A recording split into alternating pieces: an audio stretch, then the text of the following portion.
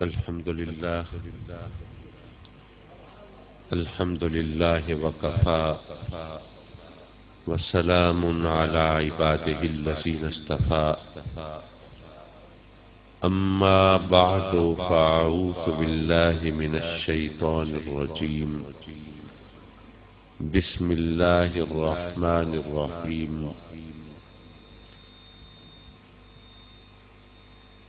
لقد جاءكم رسول من أنفسكم عزيز عليه ما عنتم حريص عليكم بالمؤمنين رؤوف رحيم فإن تولوا فقل حسبي الله لا إله إلا هو عليه توكلت وهو رب العرش العظيم صدق الله مولانا العلي العظيم وصدق رسوله النبي الأمين ونحن على ذلك لمن الشاهدين والشاكرين والحمد لله رب العالمين. صدر محفل ذی وقار و ذی احتشام علماء کرام، مہمانان گرامی اور مکرم و معزز حاضرین محفل، ربیع الاول کا مقدس اور مبارک مہینہ ہے اور مسلمانان عالم سرور کائنات فخر موجودات آقائے دو جہاں نور مجسم صلی اللہ علیہ وآلہ وبارک وسلم کی ولادت باسعادت کا جشن منا رہے ہیں، اور ہمیں بھی رب کائنات نے یہ سعادتیں سمیٹنے کی توفیق بخشی ہے۔ حضرات مکرم، کچھ مصروفیات بھی ہیں اور کچھ علالت بھی ہے، نزلہ زکام شدید ہے اور تھکاوٹ بھی حواس و اعصاب پہ سوار ہے، لیکن یہ آپ کی محبت ہے جس نے مجھے ہر چیز سے بے نیاز کر کے آپ کے پاس لا کر کھڑا کر دیا ہے، اور انشاءاللہ العزیز ہم اس محفل میں جو بھی وقت گزاریں گے وہ رب کائنات کی رضا اور آقائے دو جہاں صلی اللہ علیہ وسلم کی نظر کرم کے حصول کا ایک بہت اچھا سبب اور بہانہ ہو۔ آواز ایکو نہ ہو اور آہستہ ہو، بہت تیز نہ ہو، حواس و اعصاب سے بوجھ نہ پڑے۔ حضرات مکرم، شاعر کہتا ہے کہ ان کی محفل کے آداب کچھ اور ہیں، لب کشائی کی جرت مناسب نہیں۔ شاعر کہہ رہا ہے کہ آقا کریم کی بارگاہ میں عرض مدعا کرنا ہو، واردات قلب کا تذکرہ کرنا ہو، حال دل بیان کرنا ہو تو ہونٹ ہلانے کی ضرورت نہیں ہے اور بات زبان سے کہنا لازمی نہیں ہے۔ ان کی محفل کے آداب کچھ اور ہیں، لب کشائی کی جرت مناسب نہیں۔ ان کی سرکار میں التجا کے لیے جنبش لب نہیں، چشم تر چاہیے۔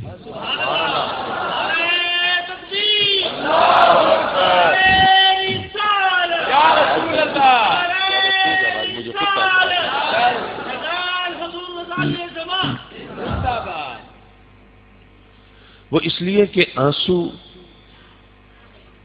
شاعر کہہ رہا ہے کہ آقا کی کریم کی بارگاہ میں جو کہنا ہو وہ آنسوؤں کی زبان سے کہو، وہ اس لیے کہ ہونٹ تو جھوٹ بھی بولتے ہیں، آنسو تو جھوٹ نہیں بولتے۔ اپنی روداد غم میں سناؤں کسے، میرے غم کو کوئی اور سمجھے گا کیا۔ شاعر دراصل اس حقیقت کا اعلان و اظہار کر رہا ہے کہ ہر ایک کے کندھے پہ سر رکھ کر آنسو نہیں بہائے جاتے، ہر ایک کے آگے دکھڑے نہیں روئے جاتے، اور ہر ایک کو تو زخم نہیں دکھائے جاتے۔ زخم اسی کو دکھائے جاتے ہیں جو مرہم رکھنے کا ہنر جانتا ہو، اور آنسو اسی کے سامنے بہائے جاتے ہیں جو آنسو پوچھنے کا فن جانتا ہو۔ اپنی روداد غم میں سناؤں کسے، میرے غم کو کوئی اور سمجھے گا کیا، جس کی خاک قدم بھی ہے خاک شفا، میرے زخموں کو وہ چارہ گر چاہیے۔ خاک شفا کا سارا قصہ تو آپ جانتے ہیں، میں ذرا ذوق تازہ کرنے کے لیے دہراتا چلوں۔ میرے آقا کریم حضور علیہ الصلوۃ والسلام جب ہجرت کے بعد مدینہ پہنچے تو وہ صحابی جو میرے آقا کریم سے پہلے ہجرت کر کے وہاں پہنچ چکے ہیں، ان کو دیکھا، بیمار ہیں، علیل، صاحب فراش، نحیف و نزار۔ آقا کریم نے پوچھا ان کو کیا ہوا؟ عرض کی سرکار یہ یہاں کی مٹی کا اثر ہے، اس مٹی سے بیماریاں جنم لیتی ہیں اور وبائیں پھوٹتی ہیں۔ میرے آقا کریم نے رب کی بارگاہ میں جھولی پھیلا دی اور ہاتھ اٹھا دیے اور عرض کی مولا اس مٹی سے بیماریاں پیدا ہوتی ہوں گی، پر اب تو میں یہاں پر آ گیا ہوں نا، میرے قدم اس سرزمین کو لگے ہیں نا، ان کی لاج رکھ لے اور آج کے بعد سے غبار مدینہ کو خاک شفا بنا دے۔ اچھا یہاں ایک بات ذرا برمحل ہے، وہ بھی عرض کرتا چلوں۔ بعض لوگوں سے پوچھا جائے مقامات مقدسہ کے بارے میں تو بہت اہتمام سے ذکر کرتے ہیں مکۃ المکرمہ، مدینہ المنورہ، لیکن یارو عجیب لوگ ہیں جو کہتے ہیں وہ سمجھتے نہیں ہیں۔ مدینے کو منور مانتے ہیں اور جس کے نور سے مدینہ منور ہے اسے نور نہیں مانتے۔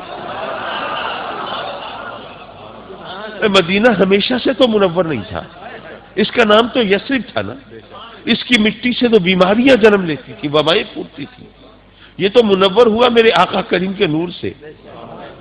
اب اس سے زیادہ کم عقلی کیا ہوگی کہ آدمی جو خود کہے اسے نہ سمجھے۔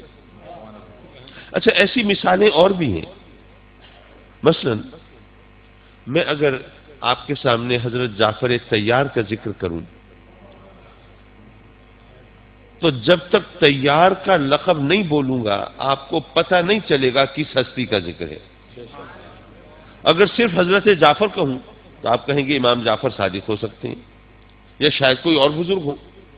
اگر حضرت جعفر طیار کی بات کرنی ہے تو طیار کا لقب مجھے آپ کے نام کے ساتھ لگانا پڑے گا، ورنہ آپ کو پتہ نہیں چلے گا کہ کس ہستی کا ذکر ہے۔ طیار آپ کا نام نہیں ہے، نام تو ہے جعفر بن ابی طالب، علی مرتضیٰ کے بھائی ہیں نا۔ طیار آپ کا لقب ہے، تو آپ کو طیار کیوں کہتے تھے؟ طیار کا مطلب آپ کو معلوم ہے؟ طیارہ ہوائی جہاز، طیار مبالغے کا صیغہ ہے، بہت زیادہ اڑنے والا۔ تو اڑنے والا کیوں کہتے تھے ان کو؟ کسی جہاز کے پائلٹ تھے، اس وقت تو ہوائی جہاز ہوتے نہیں تھے، تو کیا کوئی اڑن کھٹولا تھا؟ یہ بھی مذاق ہے۔ تو کیا پری ذات تھے، اڑا کرتے تھے؟ نہیں بھائی، آدم ذات تھے، چلا کرتے تھے۔ پھر طیار کیوں کہتے ہیں؟ یارو طیار کا لقب آپ کو اس وقت نہیں ملا جب آپ روئے زمین پر چلتے پھرتے تھے، چشمے فلک کے سامنے موجود تھے، دنیا میں رہتے بستے تھے، اس وقت آپ کو کوئی طیار نہیں کہتا تھا۔ یہ لقب ملا آپ کو شہادت کے بعد۔ لیجئے مسئلہ اور الجھ گیا کہ اگر کوئی زندہ سلامت آدمی ہو، اس کو کوئی طیار کہہ رہا ہو، تو پھر بھی آدمی سوچتا ہے کہ شاید تیز تیز چلتے ہوں گے، اس لیے ان کی چال کو، رفتار کو اڑان سے تعبیر کر دیا ہے، یا شاید ان کے خیالات کی پرواز ایسی تھی جس کی وجہ سے طیار کہنا شروع کر دیا۔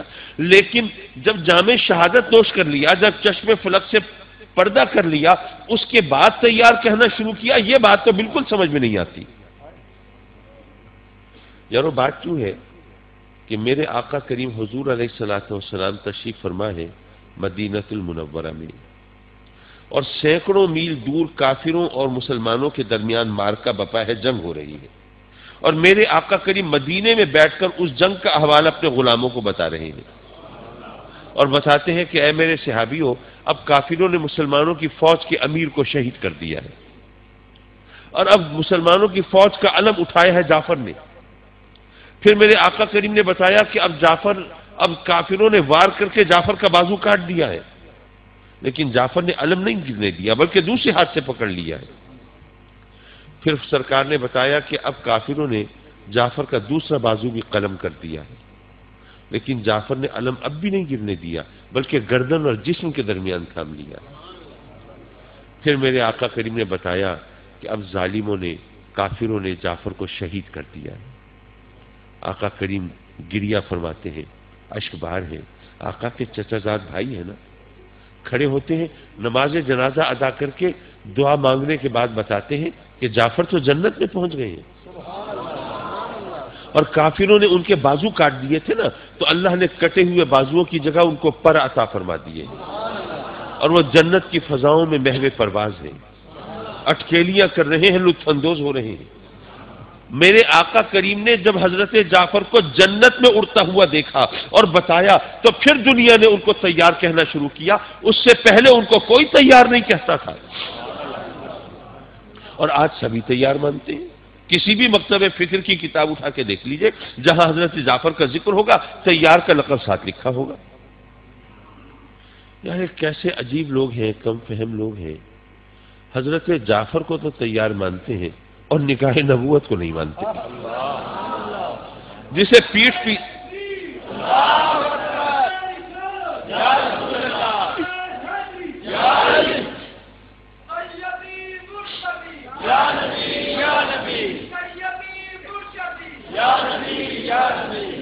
یارو جسے پیٹھ پیچھے کی خبر نہ ہو، دیوار کے ادھر کا علم نہ ہو، اور وہ آقا کریم جعفر تیار کو جنت میں اڑتا ہوا دیکھیں اور تمہیں بتائیں اور تم تسلیم کرو، اور اسی لیے حضرت جعفر کو تیار کہو، پھر کس منہ سے کہتے ہو پیٹھ پیچھے کی خبر نہیں؟ اچھا یہاں ایک بات اور بھی کہتا چلوں، یہ واقعہ، یہ حدیث جب میں نے اتفاق سے یورپ میں ایک جگہ سنائی تو ایک غیر مسلم گورا، اس نے کہا کہ قاضی صاحب بات یہ ہے کہ یہ بات آپ کے لیے تو ایک حجت ہو سکتی ہے، آپ مسلمانوں کے لیے، وہ اس لیے کہ آپ تو مسلمان ہیں، نبی کریم وہ آپ کے نبی ہیں، آپ ان کی ہر بات کو مانتے ہیں، لیکن ہمارے لیے حجت نہیں ہے، وہ اس لیے کہ انہوں نے جنت کی خبر دی، تو جنت تو کسی اور نے نہیں دیکھی نا، وہاں کے بارے میں وہ کچھ بھی کہہ دیں آپ تو مان لیں گے، ہم کیوں مانیں گے؟ اب یہ اللہ کا کرم کہ اس نے مجھے ایسا جواب عطا فرمایا کہ میں نے اس سے بھی منوا لیا۔ میں نے کہا کہ بھائی بالکل ٹھیک کہہ رہے ہیں، جنت تو آپ نے اور میں نے نہیں دیکھی، آقا کریم وہاں کے بارے میں جو بھی فرمائیں تو ہم ایمان کی وجہ سے مان لیں گے، آپ نہیں مانیں گے، لیکن بات یہ ہے کہ جنت تو نہیں دیکھی، لیکن لڑائی تو دنیا میں ہو رہی تھی نا، لڑائی تو دنیا میں ہو رہی تھی۔ جب وہ لشکر مدینے میں آیا ہوگا اور وہ فوجیوں سے، وہ مجاہدین سے جو اس لشکر میں شریک تھے، ان سے مدینے والوں کی ملاقات ہوئی ہوگی، حال احوال ہوگا، پوچھا گیا ہوگا، ہاں بھئی مسلمانوں کی فوج کا امیر شہید ہوا تھا یا نہیں، پھر جعفر نے علم اٹھایا تھا یا نہیں، پھر ان کا بازو کٹا تھا یا نہیں، پھر دوسرا بازو بھی قلم ہوا تھا یا نہیں، پھر حضرت جعفر نے بھی جام شہادت نوش کیا تھا یا نہیں۔ یارو یہ لڑائی تو دنیا میں ہو رہی تھی نا، اس کے گواہ تو موجود تھے۔ جب ان گواہوں نے گواہی دی کہ میرے آقا کریم نے جو کچھ فرمایا وہ حق، تو پھر لوگوں نے مانا کہ جو جنت کے بارے میں بتایا ہے یقیناً وہ بھی حق ہوگا۔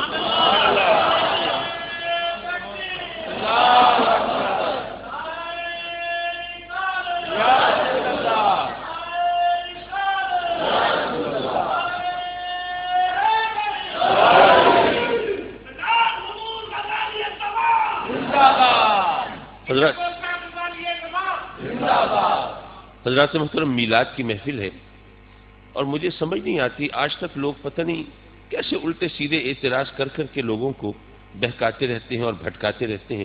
مثلا ایک بات یہ کہتے ہیں کہ جی آپ میلاد مناتے ہیں، اتنا اہتمام کرتے ہیں، اتنا خرچہ کرتے ہیں، چراغاں کرتے ہیں، جلسے کرتے ہیں، جلوس نکالتے ہیں، یہ سب کچھ کرتے ہیں، اب یہ بتاؤ کہ اگر میلاد منانا اتنی اہم بات ہوتی، اتنی اچھی بات ہوتی، اتنی بابرکت بات ہوتی تو قرآن میں کہیں تو میلاد کا ذکر ہوتا۔ تو اگر قرآن میں میلاد کا لفظ دکھا دو تو ہم بھی میلاد منا لیں، اگر نہ دکھا سکو تو تمہیں بھی سوچنا چاہیے۔ اب یہ بات اپنی جگہ حقیقت ہے کہ پورے قرآن میں میلاد کا لفظ نہیں آیا، لیکن میں عرض کرتا ہوں کہ اگر کوئی کافر آپ سے پوچھے کہ آپ کے دین کی بنیاد کس عقیدے پر ہے، تو آپ بلا خوف تردید کہہ سکتے ہیں کہ اسلام کی بنیاد ہے عقیدہ توحید پر، توحید پر ہے، اس میں تو کوئی ڈسپیوٹ نہیں، کوئی کنٹروورسی نہیں، کوئی جھگڑا نہیں، کوئی اختلاف نہیں۔ اب وہ کافر پوچھا اچھا یہ بتائیے کہ قرآن کیا ہے آپ کے نزدیک؟ ہم کہیں گے قرآن اللہ کا کلام ہے، آخری لازوال صحیفہ ہے جو بنی نوع انسان کی ہدایت کے لیے ضروری ہے، اور قرآن میں وہ سب کچھ ہے جو انسان کو ہدایت پر چلنے کے لیے چاہیے۔ ایسا ہے کہ نہیں ہے؟ اب وہ کافر کہے کہ جی آپ کہتے ہیں کہ آپ کے دین کی بنیاد ہے توحید پر، اور آپ کہتے ہیں کہ قرآن میں وہ سب کچھ ہے جو انسان کی ہدایت کے لیے ضروری، تو ذرا قرآن اٹھائیے اور اس کی ورگردانی کیجئے، الحم سے لے کر والناس تک کہیں ایک دفعہ توحید کا لفظ دکھا دیجئے تو ہم بھی کلمہ پڑھ لیں گے، اور نہ دکھا سکے تو آپ کو بھی سوچنا چاہیے کہ وہ کتاب جس میں آپ کہتے ہیں سب کچھ ہے جو ہدایت کے لیے ضروری، اس میں آپ کے دین کی بنیاد ہی نہیں ہے۔ اب پورے قرآن میں توحید کا لفظ تو کہیں نہیں آیا۔ اب اس بنیاد پر اگر کوئی مذہب کا، دین کا، اسلام کا، توحید کا انکار کرے تو اسے کیا جواب دو گے؟ اسے کہو گے کہ بھائی توحید کا لفظ تو قرآن میں نہیں آیا، لیکن اللہ کے ایک ہونے کا ذکر تو قرآن میں آیا ہے، تو توحید اور کسے کہتے ہیں بھائی؟ بھائی جو ایک ہونے کا ذکر ہے وہی توحید کی اصل ہے، وہی توحید کی بنیاد ہے، وہی توحید کا جوہر ہے، بلکہ یوں کہیے وہی توحید ہے۔ تو میں بھی عرض کرتا ہوں کہ اگرچہ میلاد کا لفظ تو قرآن میں نہیں آیا، لیکن میرے آقا کریم کی تشریف آوری کا ذکر تو قرآن میں آیا ہے۔ جشن آمد رسول مناتے ہیں نا، تو سرکار کی آمد کا ذکر قرآن میں ہے کہ نہیں ہے؟ تشریف آوری کا ذکر ہے کہ نہیں ہے؟ ذرا آنکھیں کھول کر دیکھو، کہیں فرمایا هو الذی ارسل رسولہ بالہدی، اور کہیں فرمایا لقد من اللہ علی المؤمنین اذ بعث فیہم رسولا، اور کہیں فرمایا یا ایھا النبی انا ارسلناک شاہدا، اور کہیں فرمایا لقد جاءکم رسول من انفسکم، اور کہیں فرمایا وما ارسلناک الا رحمۃ للعالمین۔ ذرا آنکھیں کھول کر دیکھو، سارا قرآن تو میرے آقا کریم کے میلاد سے بھرا ہوا ہے۔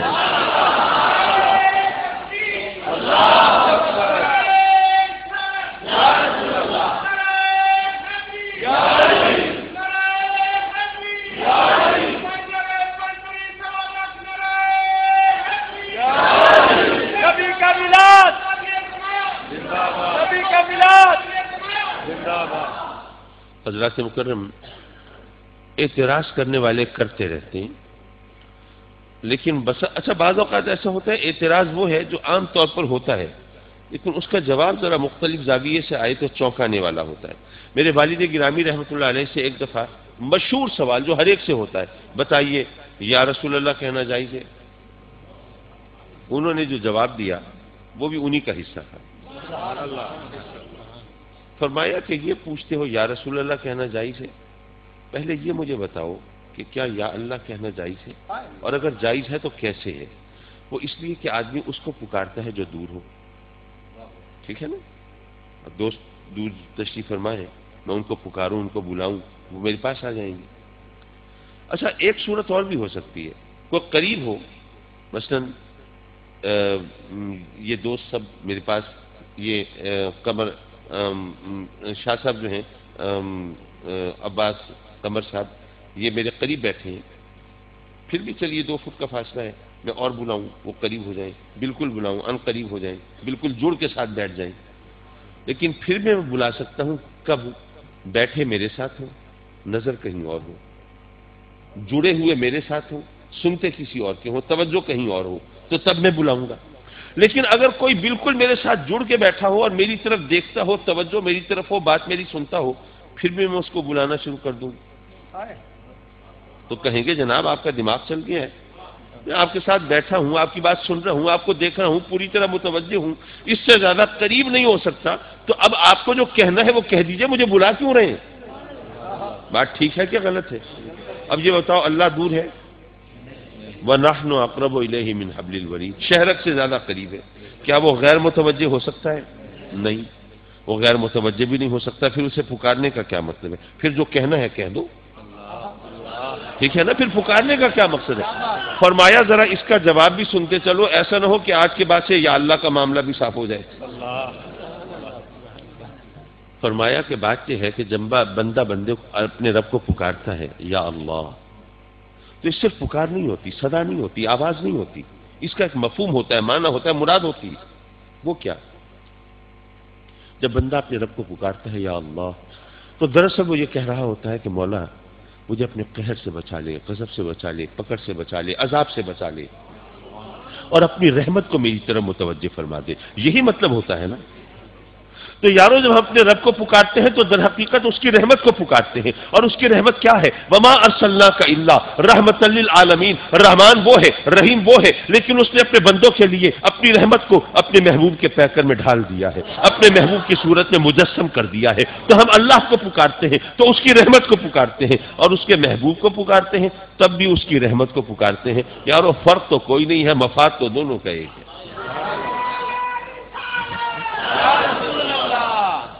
مجھ سے ایک بار ایک صاحب نے سوال کیا کہ جی کاظمی صاحب یہ بتائیے، ہم آپ کو بلائیں، کاظمی صاحب، پھر چپ کر جائیں، تھوڑی دیر بعد پھر آواز دیں، کاظمی صاحب، پھر چپ کر جائیں، تیسری بار پھر آواز دیں، چوتھی بار آواز دیں، تو آپ کہیں گے عجیب مذاق بنا رکھا ہے، آواز دیتے ہو بات نہیں کرتے، یہ کیا تماشا ہے؟ اگر ہم آپ کو بار بار آواز دے کر چپ ہو جائیں تو آپ کہیں گے یہ مذاق ہے، بدتمیزی ہے، اور آپ خود کیا کرتے ہیں؟ اتنے بے شمار لوگ جمع ہوتے ہیں، سب مل کے پکارتے ہیں یا رسول اللہ، پھر چپ کر جاتے ہیں، تھوڑی دیر بعد پھر آواز لگاتے ہیں یا رسول اللہ، پھر چپ کر جاتے ہیں، اور ساری محفل میں یہی کچھ کرتے رہتے ہیں۔ اگر ہم آپ کو بار بار پکار کر چپ ہو جائیں تو آپ کہیں گے یہ مذاق اور بدتمیزی ہے، تو آپ سب مل کے اپنے نبی کے ساتھ کیا کرتے ہیں؟ اب یہ سوال تو ہے، جواب تو ملنا چاہیے۔ میں نے ان کی خدمت میں عرض کیا کہ بھائی بات یہ ہے کہ آپ نے مجھے پکارا کاظمی صاحب، میں سوچنے لگا پتہ نہیں آپ کیا کہنا چاہتے ہیں، تھوڑی دیر بعد پھر آواز دی کاظمی صاحب، تو خلش ہوئی، کسک ہوئی، یار پہلے بھی بلایا تھا، اب بھی بلایا، بات کوئی نہیں کی، پتہ نہیں کیا معاملہ ہے۔ تیسری بار پھر آواز دی تو الجھن ہوئی، کوفت ہوئی، یار یہ کیا بندہ ہے، بلاتا ہے چپ کر جاتا ہے۔ چوتھی بار آواز دی تو مجھے طیش آیا، غصہ آیا، میں برس پڑا، یار تماشا بنا رکھا ہے، مذاق ہے کوئی، پکارتے ہو، بلاتے ہو، چپ کر جاتے ہو، یہ کیا تماشا ہے؟ اگر آپ مجھے بار بار پکار کر چپ ہو جائیں تو میں اسے مذاق سمجھوں گا، بدتمیزی سمجھوں گا۔ کیوں؟ وہ اس لیے کہ میں تو نہیں جانتا کہ آپ مجھے کیوں پکارتے ہیں، لیکن کوئی غلام اپنے آقا کو پکارے تو گستاخی نہیں، اس لیے کہ سرکار جانتے ہیں کہ غلام نے کیوں پکارا۔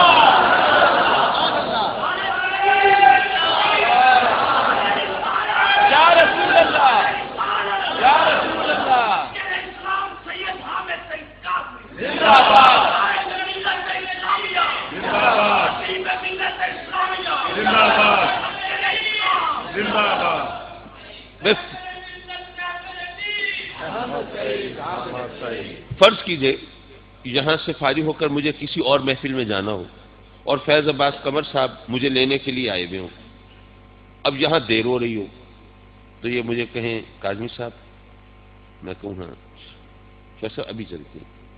تھوڑی دیر بعد پھر کہا کاظمی صاحب، میں کہا ذرا چھری تلے دم لیجیے، ابھی چلتے ہیں۔ وہ بار بار پکارتے رہے، میں اس کو مذاق اور گستاخی نہیں سمجھوں گا، مجھے پتہ ہے وہ مجھے کیا کہہ رہے ہیں، وہ کہہ رہے ہیں دیر ہو رہی ہے، ذرا جلدی چلیے۔ ماں کی گود میں بچہ ہے، 2-4 بار نہیں، 20 سینکڑوں بار پکارتا ہے اماں اماں، کوئی کہتا ہے مذاق کر رہا ہے، گستاخی کر رہا ہے؟ کوئی نہیں۔ وہ اس لیے کہ ہر ایک جانتا ہے کہ بچہ کچھ اور نہیں چاہتا، پھر ماں کا پیار چاہتا ہے، توجہ چاہتا ہے۔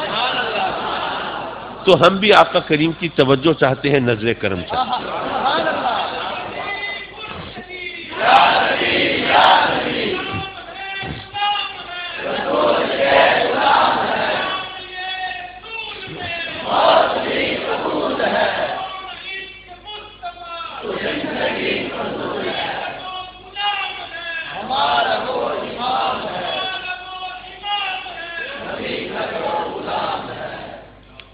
ایک صاحب کہنے لگے کہ کاظمی صاحب یہ آپ درود بہت پڑھتے ہیں۔ ہاں جی پڑھتے ہیں۔ تو کیوں پڑھتے ہیں، اس قدر تسلیاں پڑھتے ہیں؟ درود کا مطلب تو یہ ہے نا کہ اللہم صلی علی سیدنا مولانا محمد، اگر اس کو ٹرانسلیٹ کریں، اردو میں ترجمہ کریں تو اس کا مطلب ہوگا کہ اے نبی، اے اللہ ہمارے نبی کریم صلی اللہ علیہ وسلم پر رحمت بھیج۔ یہ ترجمہ ہے درود کا۔ تو جی آپ جب درود پڑھتے ہیں، تسبیحاں پڑھتے ہیں، تو اللہ آپ کے کہنے سے رحمت بھیجتا ہے کہ نہیں بھیجتا؟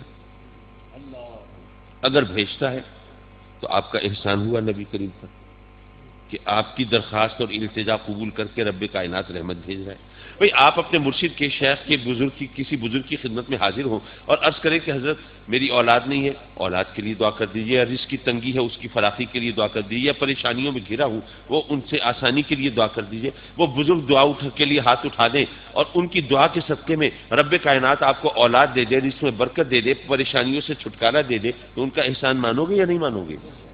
تو اگر کسی کی دعا سے اولاد ملے، رزق میں برکت ملے، پریشانیوں سے چھٹکارا ملے، اس کا احسان تو مانتے ہو، تو اللہ کی رحمت ملے تو احسان نہیں ہوگا؟ ہوگا تو صحیح۔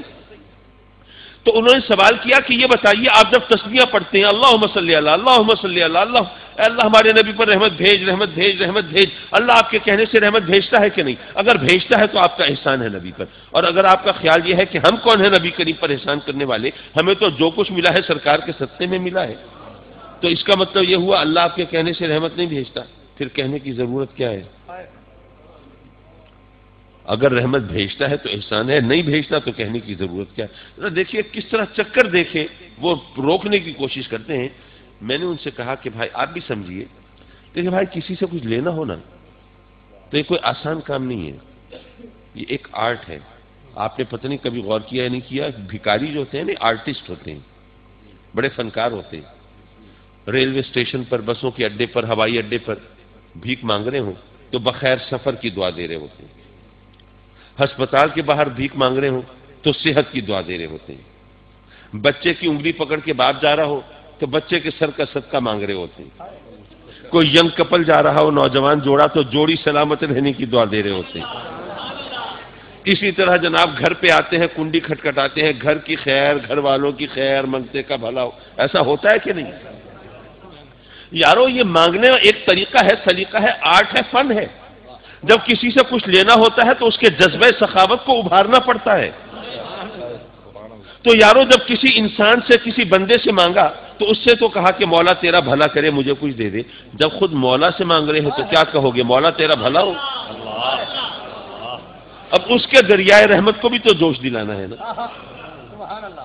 جواب تو حدیث شریف میں آ گیا تھا کہ دعا قبول نہیں ہوتی جب تک کہ درود نہ پڑھا جائے، زمین آسمان کے درمیان معلق رہتی ہے دعا۔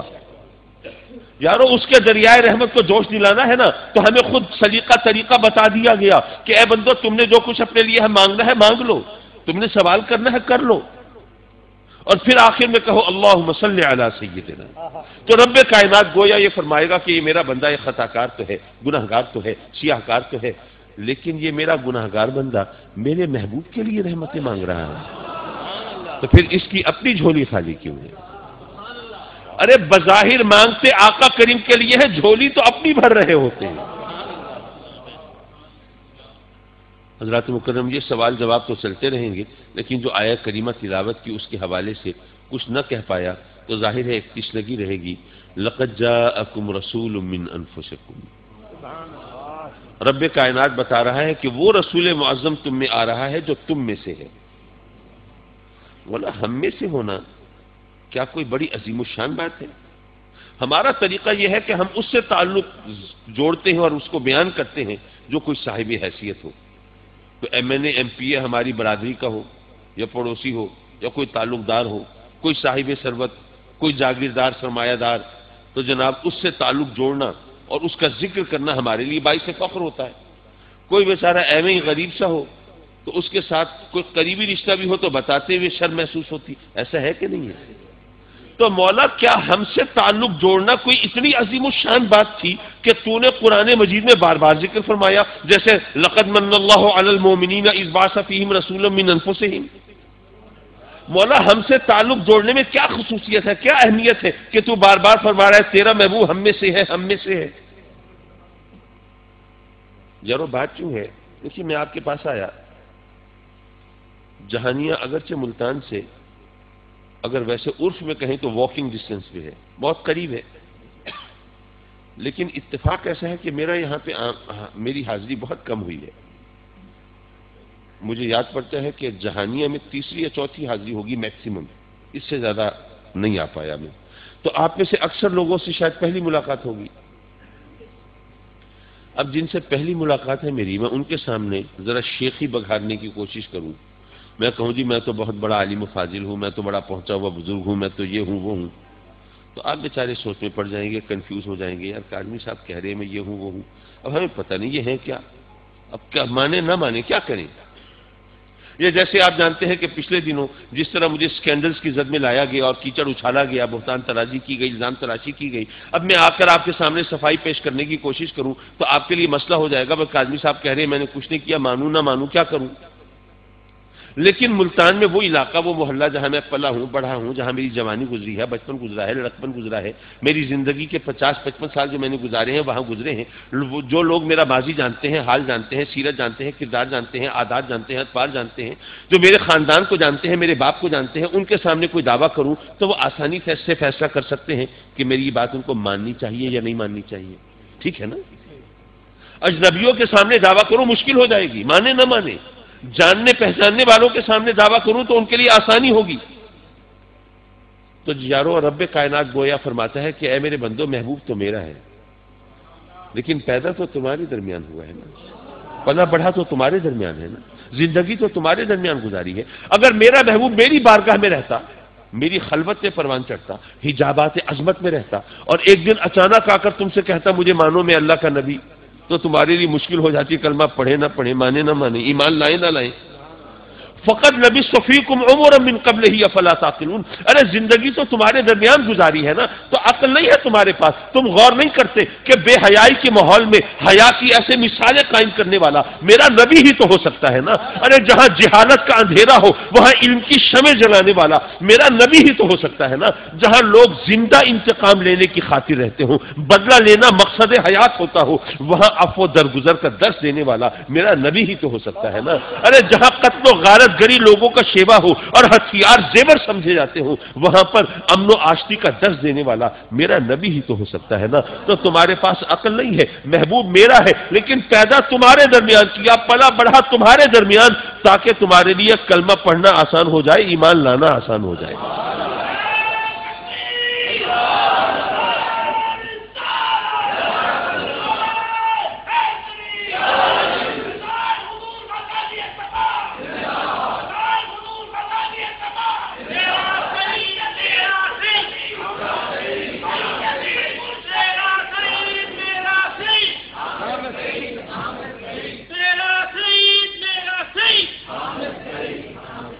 حضرات مکرم، اس کو ایک اور زاویے سے بھی دیکھ سکتے ہیں. آپ جانتے ہیں کہ میرے آقا کریم پر مردوں میں سب سے پہلے ایمان لانے والے سیدنا صدیق اکبر ہیں، آقا کریم کے بچپن کے دوست ہیں. اچھا، آپ کا کوئی بچپن کا دوست ہے، لنگوٹیا، اسکول جاتے تھے ساتھ ہی، واپس اکٹھے آتے تھے، اگر بھاگتے تھے تو اکٹھے ہی بھاگتے تھے. تو وہ جو آپ کا بچپن کا دوست ہے وہ آپ سے اچھی طرح پوری طرح واقف ہوگا کہ نہیں ہوگا؟ اگر آپ اس کے سامنے کوئی اونچی چھوڑنے کی کوشش کریں وہ مانے گا؟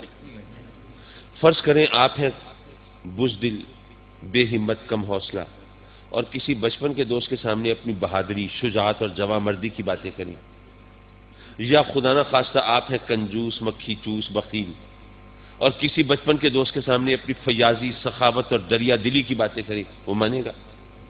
وہ کہے گا یار کسی اور کو بیوقوف بنانا، ہم تو بچپن کے دوست ہیں نا، یہاں پر یہ نہیں چلے. ٹھیک، آپ نے سوچا وہ زندگی کیسی پاکیزہ زندگی ہوگی کہ جب اعلان نبوت کیا ہے تو سب سے پہلے کلمہ اپنے بچپن کے دوست نے پڑھا ہے، اور بچوں میں سب سے پہلے کلمہ پڑھنے والے ہیں شیر خدا علی مرتضیٰ، میرے آقا کریم کے گھر کے بچے. گویا وہ بھی یہ فرما رہے ہیں کہ اے لوگوں، میں نے اس ہستی کو خلوت میں بھی دیکھا ہے، جلوت میں بھی دیکھا ہے، میں نے ان کو گھر میں بھی دیکھا ہے، باہر بھی دیکھا ہے، مائل بکرم بھی دیکھا ہے اور شکار رنج و علم بھی دیکھا ہے، لیکن میں نے ان میں کوئی ایسا رنگ نہیں دیکھا جس سے میری عقیدت کا رنگ پھیکا پڑ جاتا. آپ نے دیکھا ہوگا بڑے بڑے آستانوں پر جو خادم ہوتے ہیں ان میں عقیدت کا رنگ اتنا گہرا نہیں ہوتا جتنا باقی مریدین میں ہوتا ہے. ایسا ہے نا، کیونکہ وہ گھر کے بھیدی ہوتے ہیں نا، گھر کے خادم ہوتے ہیں. لیکن آپ نے غور کیا کہ میرے آقا کریم پر ایمان لانے والے غلاموں میں سب سے پہلے آقا کریم کے اپنے غلام ہیں حضرت زید بن حارثہ. وہ کیسی پاکیزہ زندگی ہوگی، بیدار، امیکولیٹ، امپیکیبل زندگی ہوگی کہ جب انہوں نے اعلان نبوت فرمایا تو سب سے پہلے اپنا غلام کلمہ پڑھ رہا ہے۔ اور آپ نے دیکھا ہوگا کہ دنیا مانتی ہو عابدوں کو، زاہدوں کو، صوفیاء کو، اصفیاء کو، عارفین کو، لیکن بیویاں ذرا مشکل سے مانتی ہیں۔ لیکن میرے آقا کریم اعلان نبوت فرماتے ہیں تو سب سے پہلے کلمہ اپنی بیوی پڑھ رہی ہے۔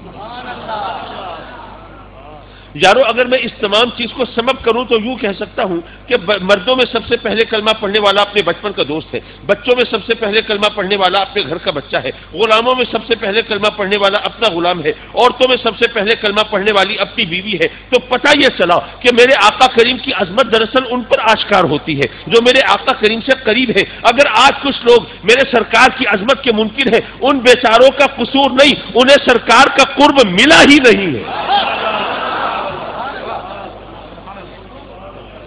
اگر یہ قرب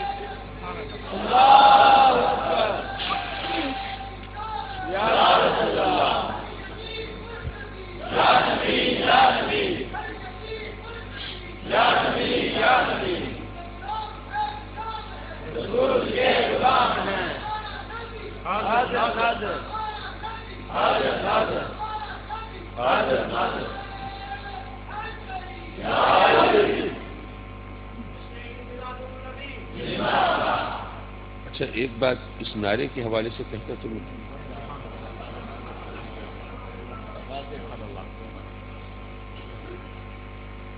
دیکھیے حاضر ناظر کے حوالے سے کچھ کنفیوژنز ہوتے ہیں ماننے والوں کے ذہن میں بھی۔ مثلا جب کوئی اعتراض کرتا ہے کہ جب آپ ان کو حاضر و ناظر مانتے ہیں تو پھر کیا مطلب کہ جی وہ مدینے سے چلے مکے پہنچے ہجرت کر کے، مکے سے چلے مدینے پہنچے، آپ گھر میں تشریف فرما تھے تو مسجد میں تشریف لائے، مسجد میں تھے قبرستان تشریف لے گئے، آپ زمینوں پر تھے آسمانوں پر تشریف لے گئے، آدمی تو جاتا تو وہاں ہے جہاں پہلے نہ ہو۔ تو حاضر و ناظر مانتے ہو، پھر بھی مانتے ہو کہ آپ مکے سے مدینے میں گئے، میدان جنگ میں گئے، گھر سے مسجد میں آئی، آنا جانا، یہ آمد و رفت، یہ نقل و حرکت، یہ تمام چیزیں اس بات کی دلیل ہے کہ وہ حاضر و ناظر نہیں ہے۔ یہ کنفیوژن لوگوں کے ذہن میں ہوتا ہے، اس کو دراصل سمجھنا چاہیے، اور ہم جب تک سمجھیں گے نہیں اس وقت تک بات واضح نہیں ہوگی۔ حاضر ایک لفظ ہے اور ناظر ایک لفظ ہے، دو علیحدہ علیحدہ لفظ ہیں، ہیونگ ڈفرینٹ میننگ، اپنے اپنے ان کا علیحدہ مطلب ہے۔ ناظر کہتے ہیں دیکھنے والے، اور حاضر جو ہو، میں حاضر بھی ہوں ناظر بھی ہوں، میں ناظر کہاں تک ہوں اور حاضر کہاں تک ہوں، یہ فرق سمجھ لیں گے ساری مشکل آسان ہو جائے گی۔ دیکھیے ناظر ہے دیکھنے والا، میں جب دیکھ رہا ہوں تو جہاں تک میری نظر کام کرتی ہے وہاں تک ناظر ہوں۔ مسجد ماشاءاللہ آپ نے بڑی پرشکو خوبصورت ڈیکوریٹڈ مسجد بنائی ہے، میں اس کو دیکھ رہا ہوں، یہ آپ نے آیتیں لکھی ہوئی ہیں، اوپر چھت بھی ہے، پنکھے بھی ہیں، یہ سب کچھ ہے، در و دیوار، ان کا میں ناظر ہوں۔ آگے دروازہ کھلا ہوا ہے، مجمع ہے، سب کا ناظر ہوں۔ آگے دوست کھڑے ہوئے ہیں، ان کا ناظر ہوں۔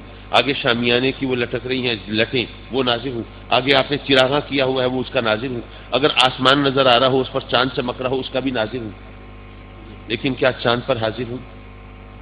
نہیں۔ ناظر تو وہاں تک ہوں جہاں تک دیکھتا ہوں، حاضر کہاں تک ہوں یہ بھی سمجھ لیجیے۔ میرا جسم کہاں ہے؟ اس صوفے پر ہے، میں اس لاؤڈ سپیکر پر چڑھا ہوا نہیں ہوں، میرا جسم لاؤڈ سپیکر پر نہیں ہے۔ یہ دو صحاباب جو تشریف فرما ہے میرے آس پاس، میں ان کے کندھوں پہ سوار نہیں ہوں، میرا جسم ان پر نہیں ہے۔ اگر میں یہاں پر جیسے آپ نے کارپیٹ بچھائی ہوئی ہے تو جہاں جو جگہ میرے پاؤں سے کی دور ہے، میرا جسم وہاں نہیں ہے، ٹھیک ہے نا؟ میرا جسم تو اس صوفے پہ ہے، لیکن کیا میں اس لاؤڈ سپیکر پر حاضر ہوں یا نہیں ہوں؟ جسم اس پر نہیں ہے لیکن اس پر حاضر ہوں۔ جسم میرا ان دوستوں کے، میں ان کے کندھوں پہ نہیں چڑھا ہوا، گود میں نہیں بیٹھا ہوا، لیکن میں ان پر بھی حاضر ہوں۔ میں کہاں تک حاضر ہوں یہ سمجھنے کی بات ہے۔ یہ دروازہ کھلا ہوا ہے، اگر میں یہ سوچوں کہ دروازہ بند کر دیا جائے تو ساتھیوں سے کہوں گا بھائی ذرا ہاتھ بڑھا کے دروازہ بند کر دو، وہ کہیں کہ آدمی صاحب آپ بڑے لاٹ صاحب ہیں، آپ خود بھی تو موجود ہیں، آپ بند کر دیں۔ میں کہوں گا بھائی مجھے تو اٹھ کے آنا پڑے گا نا، آپ تو وہیں بیٹھے ہیں، ہاتھ بڑھا کے دروازہ بند کر دیں، مجھے اٹھ کے جانا پڑے گا۔ وہ اگر یہ ایلیمینیشن، یہ جو لائٹس لگی ہوئی ہیں، اگر میں ان کی پوزیشن چینج کرنا چاہوں تو مجھے اٹھ کے جانا پڑے گا، ٹھیک ہے نا؟ اگر سامنے ٹوٹیاں، وضو کی ٹوٹیاں لگی ہیں، کوئی کھلی ہوئی ہو، مجھے بند کرنے کے لیے جانا پڑے گا، میں وہاں پر موجود نہیں ہوں۔ میں کہاں تک موجود ہوں، کہاں تک حاضر ہوں، یہ سمجھ لیجئے۔ جہاں تک میری دسترس ہے، میں اگر چاہوں تو ان دوستوں کو ہاتھ پکڑ کے کھینچ دوں اپنی طرف، یہ میری دسترس میں ہے۔ چاہوں تو لاؤڈ اسپیکر کو اٹھا کے ادھر سے ادھر کر دوں، چاہوں تو یہ کارپیٹ اٹھا کے سمیٹ دوں، کر سکتا ہوں نا۔ اگر میں حاضر نہ ہوتا تو یہ کام کر سکتا تھا؟ نہیں۔ اب جو میرا ایریا آف ایکسس ہے، جو میری دسترس کا دائرہ ہے، اس کے اندر ود ان دیٹ لمٹ، اس دائرے کے اندر میں نقل و حرکت بھی کر سکتا ہوں۔ میں چاہوں تو یہاں سے اٹھ کے یہاں قالین پہ بیٹھ بھی سکتا ہوں، اگر چاہوں تو یہاں سے اٹھ کے ادھر بھی آ سکتا ہوں، حالانکہ یہاں بھی حاضر ہوں، لیکن اس کے باوجود اس دائرے کے اندر حرکت کر سکتا ہوں۔ پتہ یہ چلا کہ محض جسم کا ہونا یہ حاضر ہونے کے لیے ضروری نہیں۔ ناظر وہاں تک ہوں جہاں تک دیکھتا ہوں، حاضر کہاں تک ہوں؟ جہاں تک میری دسترس ہے، جہاں تک پہنچ ہے، جہاں تک میں تصرف کر سکتا ہوں، وہاں تک حاضر ہوں۔ یارو ہم آقا کریم کو حاضر و ناظر مانتے ہیں تو مفہوم تو سمجھو، یہ تمام کائنات میرے آقا کریم کی نگاہ میں ہے، اس لیے تمام کائنات کے ناظر ہے، اور یہ ساری کائنات آقا کریم کی دسترس میں ہے، اس لیے تمام کائنات کے حاضر ہیں۔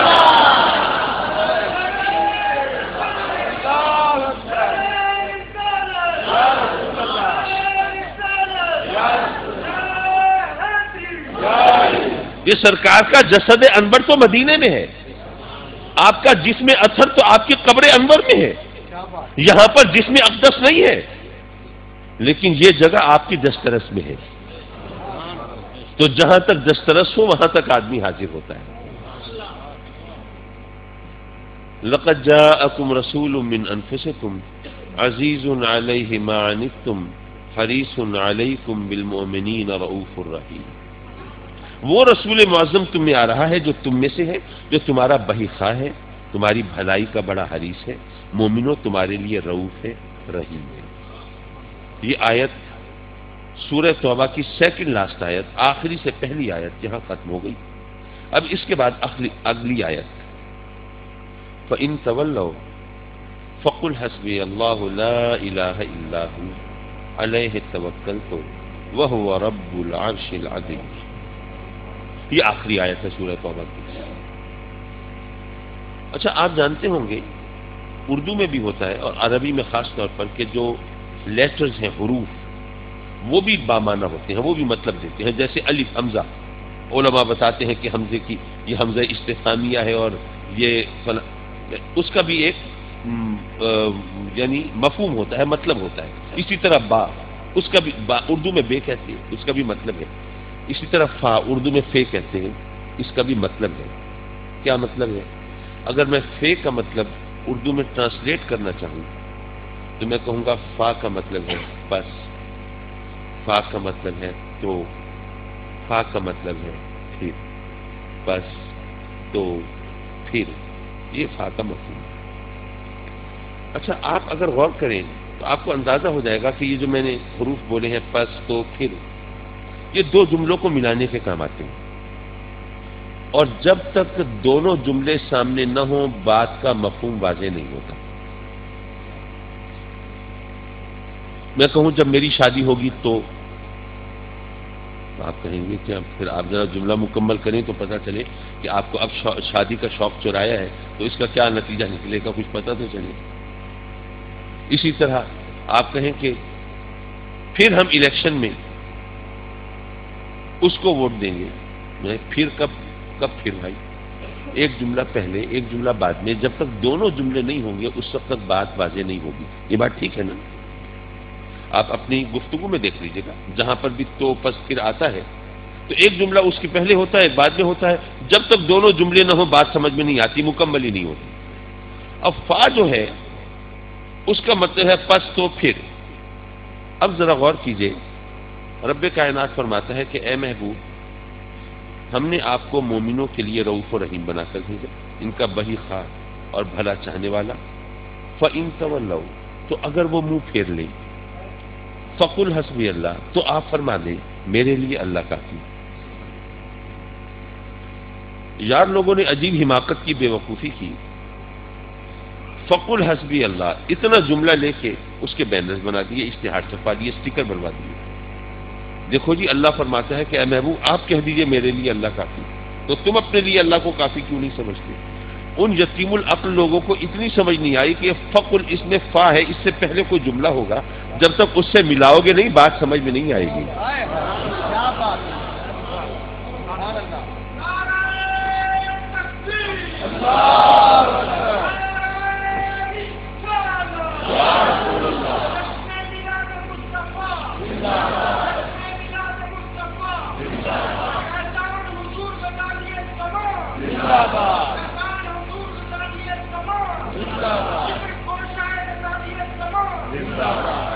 اچھا، یہاں ایک بہت بڑی الجھن ہے، ذرا اس کو سمجھیں، اور وہ الجھن سلجھے گی تو عقیدہ اور نکھر کے سامنے آئے گا۔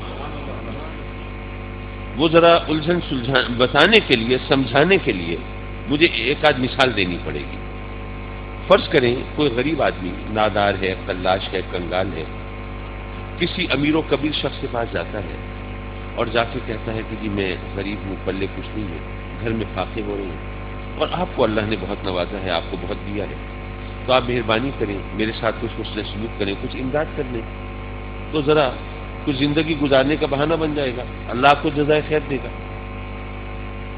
اب اس وقت وہ جو امیر آدمی تھا جس کے پاس آپ گئے، پتہ نہیں بیوی سے لڑ کے بیٹھا تھا یا کیا مسئلہ تھا، مزاج برہم تھے، اس نے منہ پھیر لیا، آ جاتے منہ اٹھا کے، میرے پاس قانون کا خزانہ لوٹاتا، چلو جاؤ بابا معاف کرو۔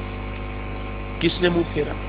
وہ جو امیر ہے، وہ جو دولت مند ہے، جو کچھ دے سکتا ہے۔ تو اب بیچارہ غریب جو محتاج ہے، جو منگتا ہے، وہ کہے کہ اچھا جی آپ مجھے نہیں دیتے تو کوئی بات نہیں، کوئی زبردستی تو نہیں ہے نا، لیکن آپ میرے رازق تو نہیں ہیں، رازق تو اللہ ہے، تو میرے لیے اللہ کافی ہے، وہ کوئی بہانہ پیدا فرما دے گا۔ یہ بات ٹھیک ہے، سمجھ میں آتی ہے، اس میں کوئی چپکیری تو نہیں۔ اب ذرا دوسری مثال سمجھیے۔ فرض کیجئے کوئی امیر آدمی چلا جاتا ہے کسی غریب کے پاس، دولت مند صاحب ثروت، وہ چلا جائے کسی غریب محتاج فقیر کے پاس اور جا کے کہے کہ بھائی مجھے پتہ ہے تمہارا حالت بہت پتلی ہے، گھر میں فاقے ہو رہے ہیں، دانے مک گئے ہیں، پلے کچھ نہیں ہے، چلو یہ تھوڑے سے پیسے میں دے رہا ہوں، یہ رکھو، ابھی گاڑی کھینچو زندگی کی، باقی اللہ مالک ہے آئندہ پہ۔ ایسا ہوتا تو نہیں ہے، اور اگر ہو بھی صحیح تو بس الیکشن میں ہی ہوتا ہے، آگے پیچھے تو نہیں ہوتا، لیکن میں بھی ایک مثال ہی دے رہا ہوں۔ تو فرض کیجئے کہ کوئی امیر آدمی چلا جائے کسی غریب کے پاس اس کی مدد کرنے، اور غریب اس وقت پتہ نہیں کس موڈ میں ہو اور کس خیال میں ہو، اور وہ منہ پھیر لے، جناب بڑی مہربانی، بہت شکریہ، آ گئے ہیں بڑے داتا بن کے، سخی بن کے، آپ تشریف لے جائیے، مجھے آپ سے کچھ نہیں چاہیے۔ اب کس نے منہ پھیرا؟ غریب نے، جو محتاج ہے، جو ضرورت مند ہے، اس نے منہ پھیرا۔ تو اب وہ جو امیر ہے، جو دولت مند ہے، وہ کہے کہ اچھا بھائی تم مجھ سے نہیں لیتے تو کوئی بات نہیں، پھر میرے لیے اللہ کافی ہے۔ یہ کوئی تک سمجھ میں آتی ہے؟ بے تکی بات ہے کہ نہیں ہے؟ اب ذرا قرآن پڑھیے۔ اے محبوب ہم نے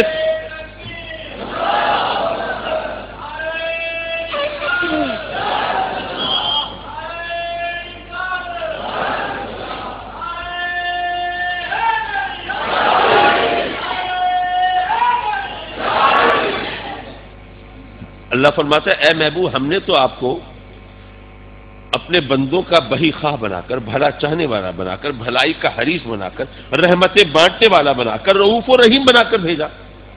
فَإِن تَوَلَّوْا، اور اگر وہ منہ پھیر لیں، کون منہ پھیر لیں؟ جو مانگتے ہیں، جو ضرورت مند ہیں، اگر وہ منہ پھیر لیں، فَقُلْ حَسْبِيَ اللَّهُ، تو آپ کہہ دیں میرے لیے اللہ کافی۔ مولا یہ کیا بات بنی؟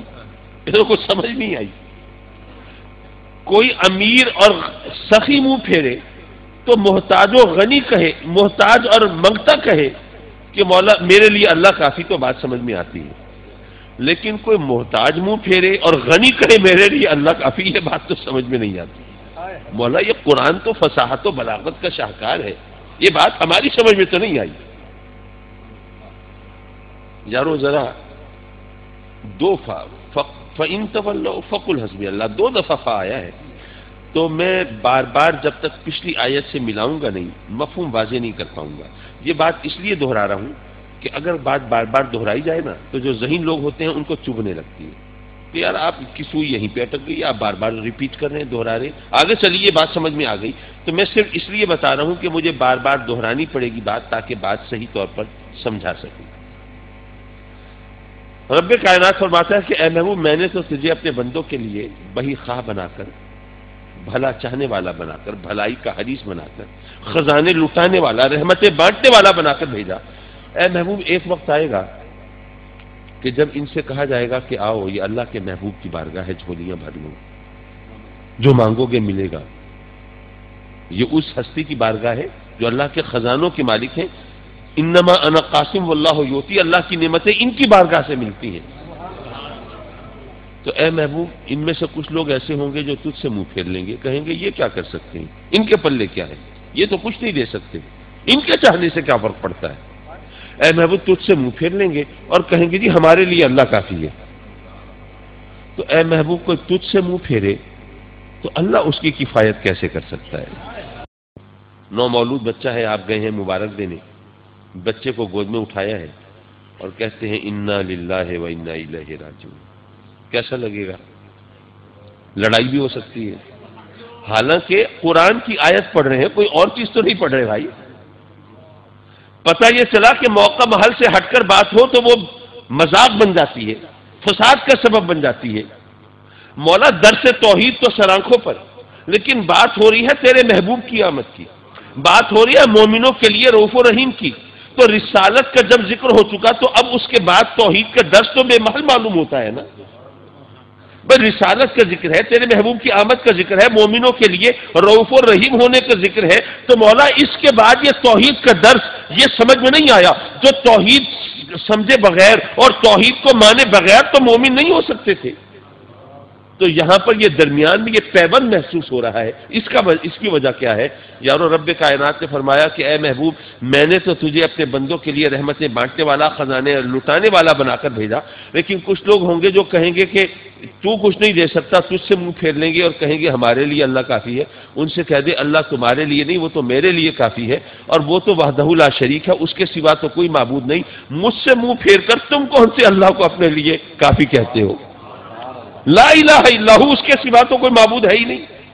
وہ جو وحدہ لا شریک ہے تو وہ میرے ساتھ ہے، میرے لیے کافی ہے۔ ارے مجھ سے منہ پھیر کر تم کون سے اللہ کو اپنے لیے کافی کہتے ہو؟ لا الہ الا ہو، اس کے سوا تو کوئی معبود نہیں ہے۔ اور ابھی آیت ختم نہیں ہوئی، آگے دیکھ لیجیے، علیہ توکل تو۔ اچھا توکل کا جو درس ہے اس کا بھی کوئی موقع محل ہوتا ہے۔ کوئی غریب آدمی ہو نا اور اس کے کچھ ضرورتیں ہوں، بچی کی شادی کرنی ہو، مکان بنوانا ہو، پریشان ہو کیا کروں، تو لوگ کہتے ہیں یار اللہ توکل کرو، اسباب پیدا ہو جائیں گے۔ کوئی بیچارہ بیمار ہو، بیماری شدید ہو، زندگی سے مایوس ہونے لگے تو کہتے ہیں یار بھروسہ رکھو اللہ پہ، توکل کرو، اللہ صحت دے گا۔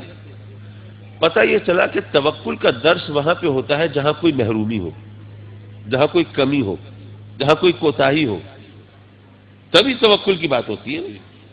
کوئی دولت مند صاحب ثروت، اس کو کہیں کہ بھئی تم یہ کام شروع کر دو، یہ مال دولت کے حوالے سے، بس توکل کرو اللہ پورا کر دے گا۔ تو بھائی میرے پاس تو اللہ نے دیا ہوا ہے، اب توکل کی کیا ضرورت ہے؟ کوئی ہٹا کٹا ہو، اس سے کہیں کہ توکل کرو تو کہے گا مجھے اللہ نے صحت دی ہوئی ہے۔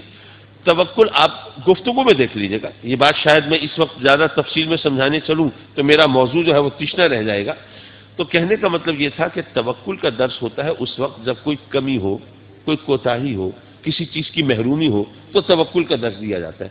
مولا تو فرما رہا ہے کہ تیرا محبوب تو دوسروں کو دینے والا ہے، جو بانٹنے والا ہو، عطا کرنے والا ہو، رحمتیں لٹانے والا ہو، خزانے تقسیم کرنے والا ہو۔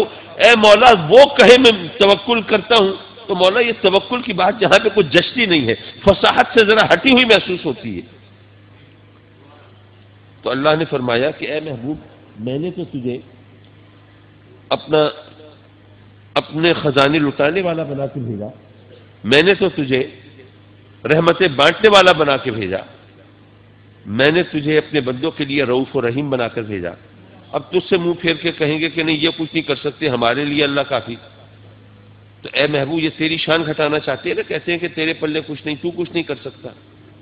تو اے محبوب ان سے کہہ دے کہ اللہ تمہارے لیے نہیں، وہ تو میرے لیے کافی ہے، اور مجھ سے منہ پھیر کر تم کس اللہ کو اپنے لیے کافی کہتے ہو، اور میرا اس پر توکل ہے، اور تم شان گھٹانا چاہو وہ گھٹنے نہیں دے گا، میری مقام کو کم کرنا چاہو کم ہونے نہیں دے گا، اور میری عطا کو محدود بتانا چاہو وہ محدود ہونے نہیں دے گا، میرا اس پر توکل ہے۔ اور آیت ابھی ختم نہیں ہوئی، وَهُوَ رَبُّ الْعَرْشِ الْعَظِيمِ، وہ عرش عظیم کا رب ہے۔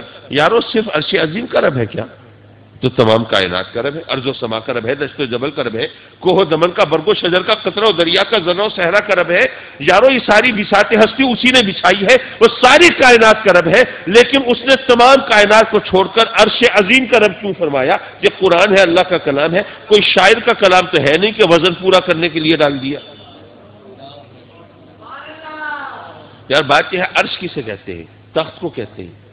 عرش کا لفظی ترجمہ تخت ہے، اور آپ جانتے ہیں جیسے ملکہ سبا کے تخت کا ذکر ہے تو قرآن میں عرش عظیم کا لفظ آیا ہے، تو آپ جانتے ہیں کہ اقتدار اسی کا ہوتا ہے جو تخت پہ ہوتا ہے، حکم اسی کا چلتا ہے جو تخت پہ ہوتا ہے، حکومت اسی کی ہوتی ہے جو تخت پہ ہوتی ہے۔ تو اللہ فرماتا ہے کہ اے محبوب، میں نے تو تجھے اپنے بندوں کے لیے رؤوف و رحیم بنا کر بھیجا، خزانے لٹانے والا۔ تجھ سے منہ پھیر کر کہیں گے کہ یہ کچھ نہیں کر سکتے، ان کے پلے کچھ نہیں، یہ تیری شان گھٹانا چاہیں گے، تو بتا دے میرا اس میں توکل ہے، میری وہ شان گھٹنے نہیں دے گا، اور یہ توکل بغیر دلیل کے نہیں ہے۔ ارے وہ عرش عظیم کا رب ہے، وہ تخت اس کا ہے، عرش اس کا ہے، لیکن وہ خود تو اس پر بیٹھنے سے پاک ہے نا، اس نے اپنے عرش پر، اپنے تخت پر مجھے بلا لیا ہے، تو حکومت تو اسی کی ہوتی ہے نا جو عرش پہ ہوتا ہے، جو تخت پہ ہوتا ہے۔ ارے جس رب نے اپنے عرش پر مجھے بلا لیا ہے، وہ تمہارے ہاتھوں مجھے رسوا کب ہونے دے گا؟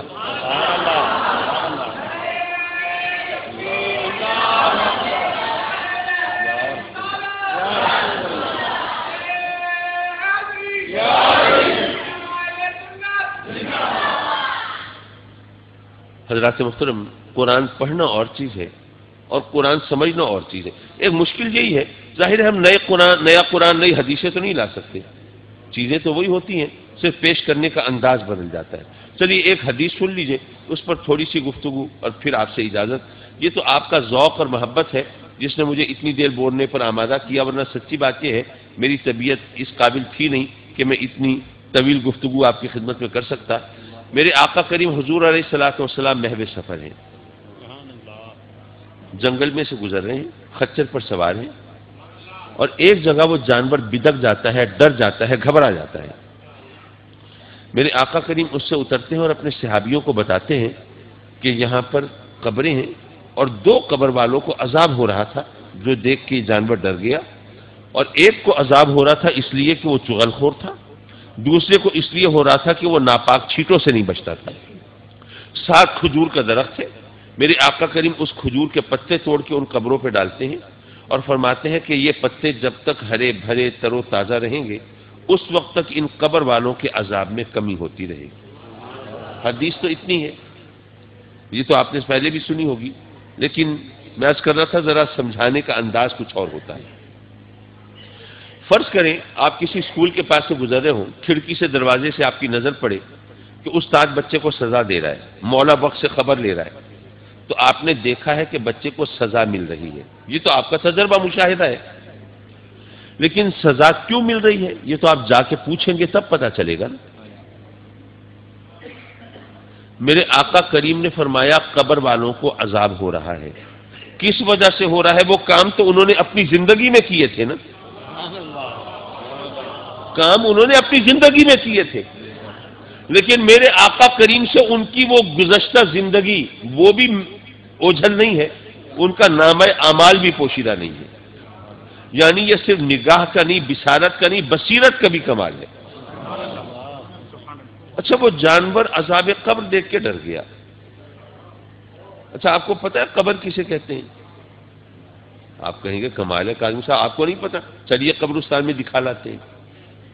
دیکھیے گزارش یہ ہے کہ قبرستان میں جو قبریں ہیں، زمین کا گڑھا کھود کے جو ہم اپنے پیاروں کو، عزیزوں کو دفناتے ہیں، یہ قبر کی صرف ایک علامت ہے، نشانی ہے، سمبل ہے۔ حقیقتاً قبر عالم برزخ میں ہوتی ہے، قبر اصل میں عالم برزخ کی چیز ہے۔ ممکن ہے یہ بات ذرا اجنبی لگے، ذرا سمجھاتا چلوں۔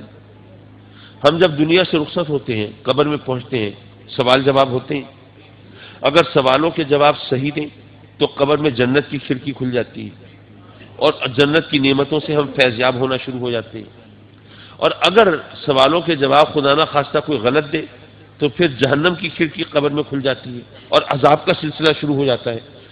قبر میں جو عذاب و ثواب ہوتا ہے وہ ہوتا ہے سوال و جواب کے بعد، اور یہ بات لوجیکلی بھی سمجھ میں آتی ہے، بھئی جب تک امتحان نہ ہو نتیجہ تو نہیں ہو سکتا نا، تو پہلے سوال جواب ہوتے ہیں پھر عذاب ثواب ہوتا ہے۔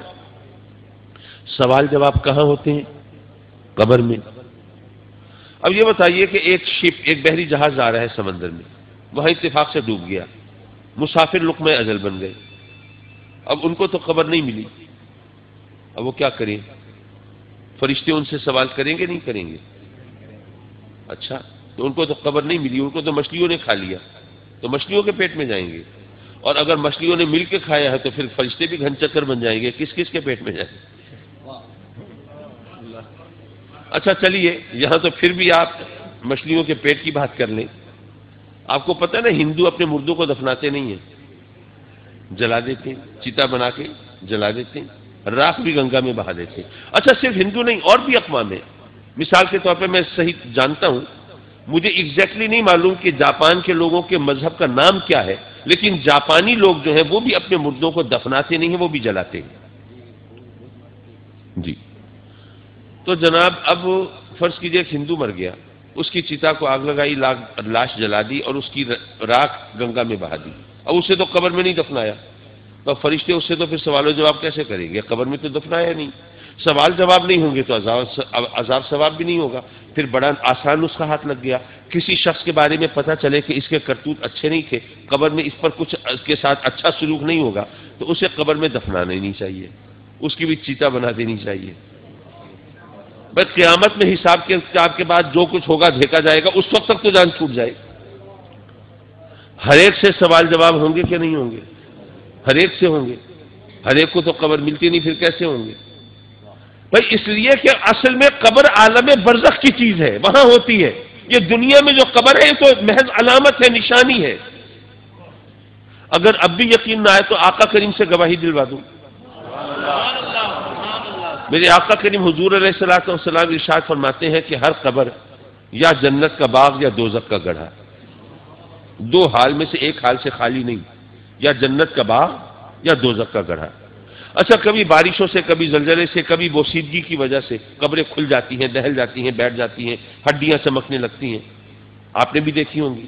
پھر اللہ کسی صاحب خیر کو توفیق دیتا ہے، وہ پھر قبریں بنوا دیتا ہے۔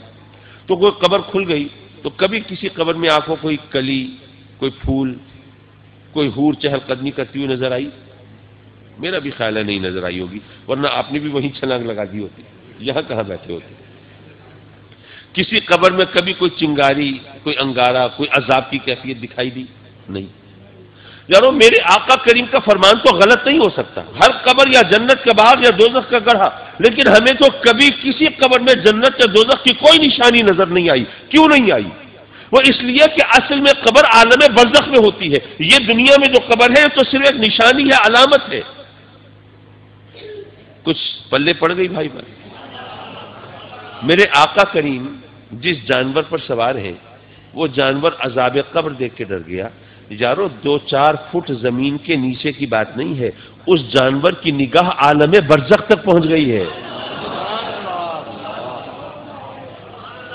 جو جانور میرے آقا کریم کی سواری میں رہا ہے تھوڑی دیر کے لیے، اس کی نگاہ عالم برزخ تک پہنچ گئی ہے، میرے آقا کریم کی اپنی نگاہ کا عالم کیا ہوگا؟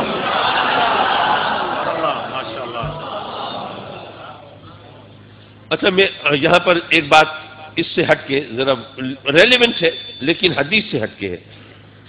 میرے آقا کریم حضور علیہ الصلوۃ والسلام جب روئے زمین پر جلوہ فگن تھے، چشم فلک کے سامنے تشریف فرما تھے، اس وقت بھی تو لوگ مرتے تھے، قبر میں جاتے تھے، قبر میں آقا کریم کے بارے میں فرشتے ان سے سوال کرتے تھے، ٹھیک ہے؟ میرے آقا کریم تشریف فرما ہے دنیا میں، عالم دنیا میں، اور سوال ہو رہا ہے قبر میں۔ قبر عالم برزخ ہے۔ میرے آقا کریم جب عالم دنیا میں جلوہ فگن تھے تو عالم برزخ سے دور نہیں تھے۔ آج اگر سرکار عالم برزخ میں ہے تو عالم دنیا سے دور کیسے ہو سکتے ہیں؟ اچھا، سرکار نے کھجور کے پتے توڑ کے قبروں پہ ڈالے اور فرمایا جب تک یہ حمد و تسبیح کرتے رہیں گے، ان کی حمد و تسبیح سے قبر والوں کے عذاب میں کمی ہوتی رہے گی۔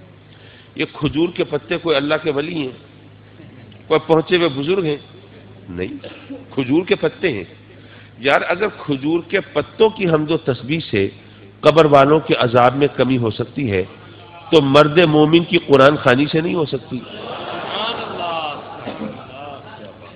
لوگ کہتے ہیں کہ قرآن خوانی بیکار بات ہے، یہ ڈھونگ رچایا خامخواہ ایسی کرتے رہتے ہیں، لیس للانسان الا ما سعی۔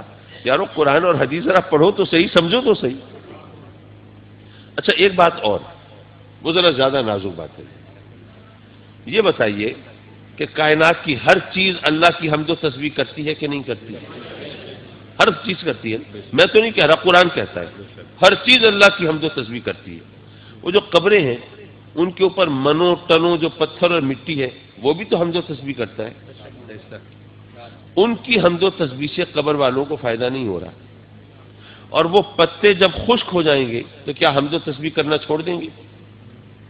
نہیں، جب کائنات کی ہر چیز حمد و تسبیح کرتی ہے تو ہر چیز کے عموم میں تو وہ بھی شامل ہے نا، تو وہ حمد و تسبیح تو کرتے رہیں گے، لیکن جب وہ خشک ہو جائیں گے تو ان کی حمد و تسبیح سے قبر والوں کو فائدہ نہیں ہوگا۔ پتہ یہ چلا کہ حمد و تسبیح کرنے والوں کی دو قسمیں ہیں۔ ایک قسم وہ ہے جن کی حمد و تسبیح سے خود ان کو بھی فائدہ نہیں ہوتا۔ مٹی پتھر حمد و تسبیح کر رہے ہو، کیا ان کے درجات بلند ہو رہے ہیں؟ کیا مراتب میں اضافہ ہو رہا ہے؟ شان بڑھ رہی ہے؟ کچھ بھی نہیں، وہ ویسے کے ویسے ہیں۔ ایک قسم وہ ہے حمد و تسبیح کرنے والوں کی جن کی حمد و تسبیح سے خود ان کو بھی فائدہ نہیں ہوتا، اور ایک قسم وہ ہے جن کی حمد و تسبیح سے دوسروں کو بھی فائدہ ہوتا ہے۔ پتے خشک ہو جائیں گے تو حمد و تسبیح فائدہ نہیں دے گی، غالباً یہ اشارہ ہوگا اس چیز کی طرف کہ خشک مولویوں کی حمد و تسبیح سے فائدہ نہیں ہوتا۔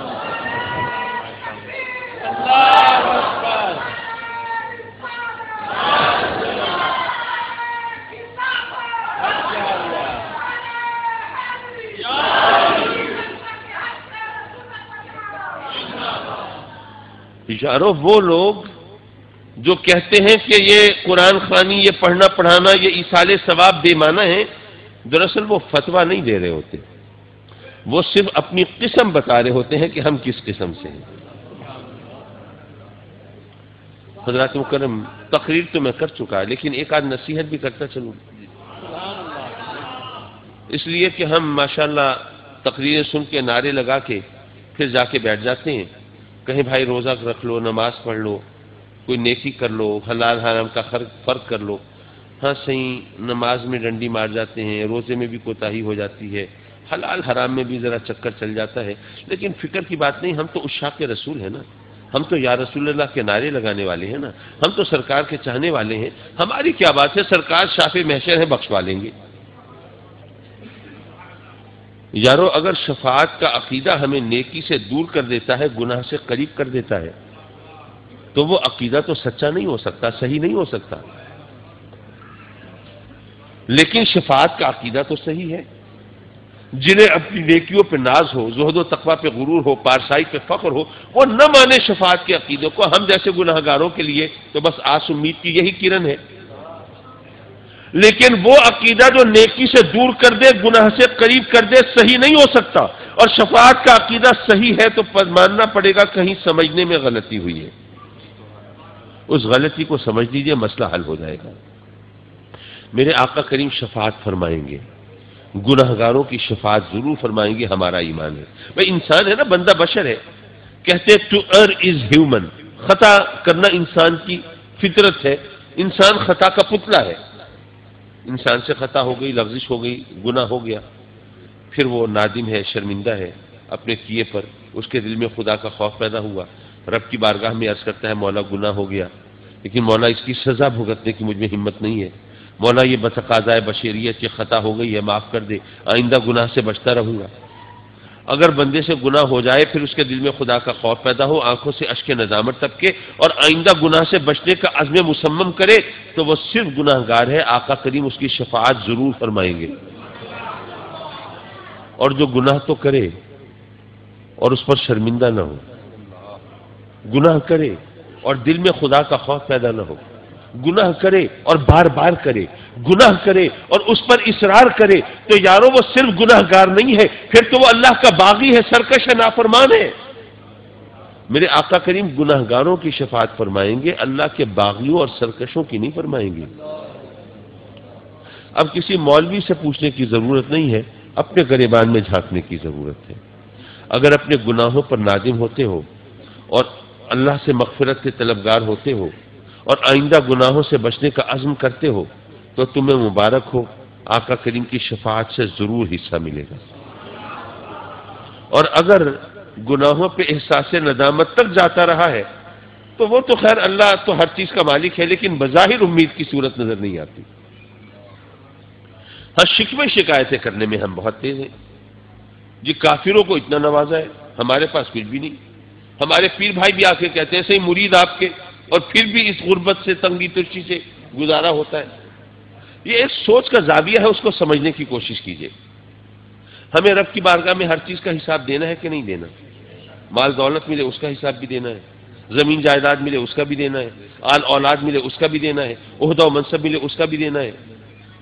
اچھا، میں فرض کیجئے کسی کو 1000 روپے دوں اور دوسرے بندے کو 10 لاکھ روپے دوں اور پھر ان سے حساب مانگوں، تو کس کے لیے حساب دینا مشکل ہوگا؟ 10 لاکھ والے کے لیے حساب دینا ذرا مشکل ہوگا۔ یارو یہ تو وہ جانتا ہے، اس کی رحمت کا یہ بھی انداز ہو سکتا ہے، اس نے تمہیں کم مال دیا ہے، شاید زیادہ دیتا تو تمہارے لیے حساب دینا مشکل ہو جاتا،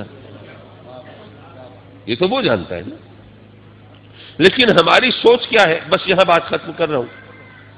یہ مسجد ہے، یہاں پر کوئی انٹری فیس ہے، کوئی ٹکٹ ہے آنے کا؟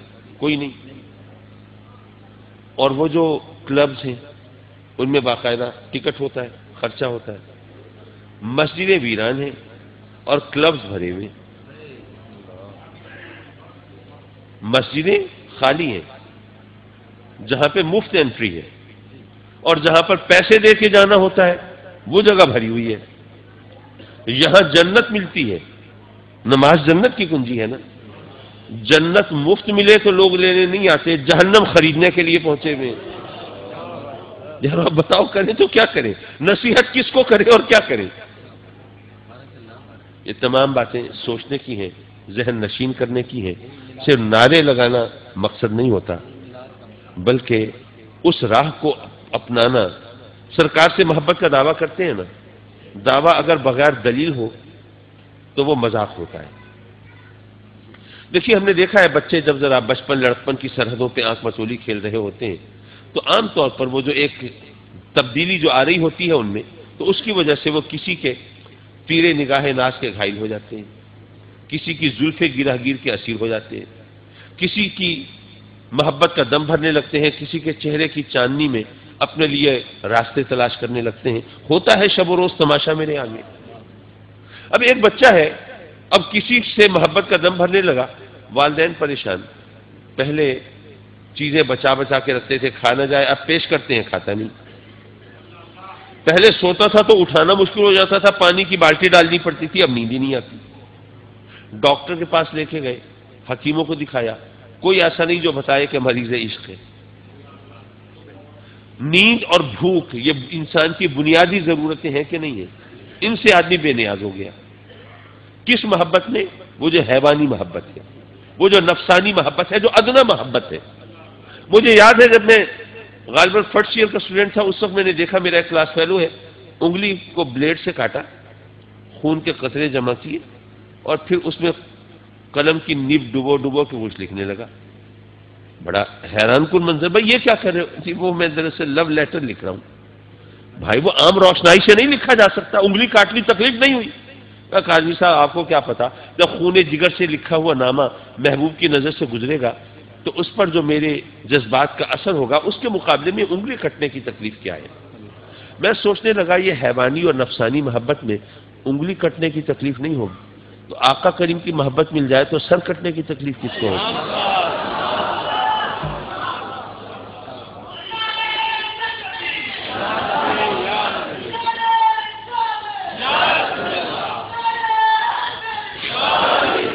لیکن یارو محبت ہو نا، محبت کے نام پر دکانیں نہ کھلی ہوئی ہوں۔